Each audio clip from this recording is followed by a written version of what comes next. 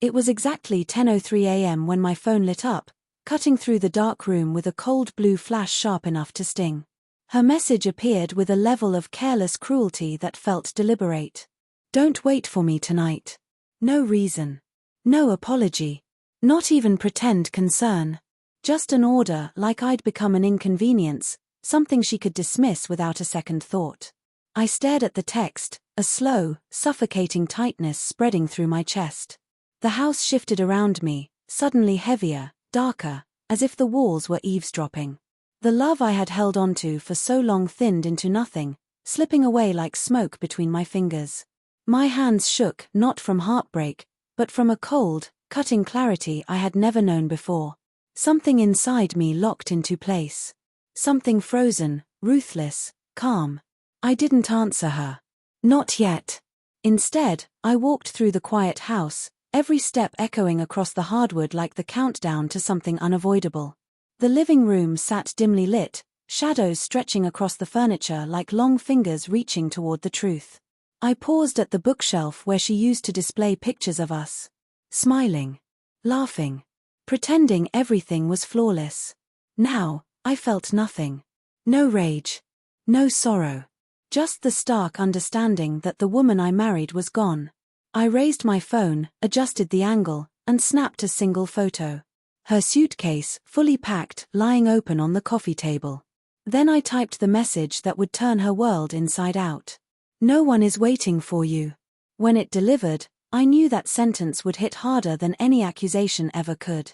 Exactly 7 minutes later, the front door crashed open, slamming so hard the hinges vibrated.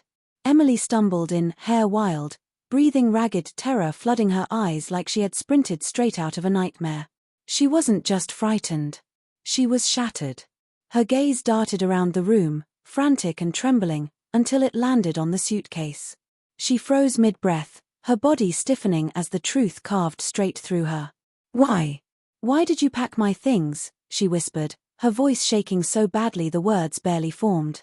But what filled her eyes wasn't confusion. It was guilt. Raw, paralyzing guilt. She rushed toward me, tears streaming, reaching out like touch alone could undo everything she'd done. Please, listen, please, she begged, fingers trembling as they clung to my arms. Then her phone buzzed. Once. Twice. A third time. The name glowing on the screen brought a freezing stillness to the room. Alex calling. She fumbled to silence it, face draining of color, eyes widening with horror. But it was already too late. I watched realization crash over her, watched the lies crumble, watched her knees weaken under the weight of what she had been hiding. She knew I knew. I didn't yell. I didn't throw accusations. I simply stepped closer, the air tightening between us like a drawn wire. Where were you? I asked, my voice low enough to feel like thunder rumbling under the floor. She choked out fragments, excuses tripping over each other, lies dissolving into fear. Her silence, her trembling lips, her shifting eyes revealed more than her words ever could. Every unanswered question felt like gasoline waiting for a spark. Without speaking again, I walked past her, each step slow and deliberate, the kind that make guilt suffocate the guilty. Go check the bedroom, I said quietly. Her breath caught. She hesitated because she already knew whatever waited in that room wasn't small. It wasn't forgivable. She moved down the hallway on shaking legs, using the walls to keep herself upright as if the house itself was collapsing. When she pushed the bedroom door open, the sound that tore from her wasn't human. It was raw, a scream strangled by shock and heartbreak. On the bed sat a thick folder she had never seen before. Inside, printed screenshots of every message she thought she erased. Texts to Alex. The meetings. The hotel visits. The excuses she fed me. The photos she sent him. The plans she made behind my back. Every secret she buried, exposed, printed, organized. And beside the folder, like a blade waiting to strike. Divorce papers. My signature already signed in bold, final ink. Her legs gave out. She collapsed onto the carpet, hands clawing at the air as if she could somehow rewind her own actions. But the cruelest blow wasn't the folder. It wasn't the papers. It was the TV mounted on the wall. A security recording I had cued. With one click, the screen came alive. There she was, slipping out of the house earlier that night. Hair done. Smile bright. Whispering on the phone. Walking straight into another man's arms. The timestamp glowed. Undeniable. She watched her betrayal unfold like a film, except this one was real. Her life. Her marriage. Her destruction. Who took that picture? She choked out suddenly, her voice splintering like shattered glass. Her eyes darted around, terrified, searching for someone else, an intruder, a witness, anyone but the truth. But no one was there. Slowly, her gaze found mine. And she understood. I had known long before tonight. Had prepared. Had stayed silent. Had watched.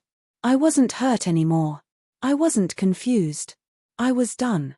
The terror that swept over her wasn't the fear of losing me. It was the fear of being exposed, of facing a truth she never believed I'd be strong enough to uncover. I leaned against the doorway, cold and unmoving, as she crumbled. "You told me not to wait," I said quietly. "So I didn't." Those words wrecked her more than any shouting ever could. She reached for me again, hands trembling violently, but I stepped away, denying her even the smallest comfort. That was the moment she broke, completely. She sobbed until her voice gave out, clutching her chest like the guilt itself was cutting into her. I walked out, returned to the living room, picked up the suitcase, and set it beside her where she knelt in pieces. Her cries echoed through the house, jagged and desperate. I didn't stop. I didn't look back. I didn't hesitate. I walked out the front door, letting it close behind me with the heavy finality of a coffin lid. For the first time in months, maybe years, I felt my lungs fill without pain. Behind me, through the walls, her sobs still leaked into the night air. But they no longer held any power. She told me not to wait. And tonight, for the first time, I finally listened.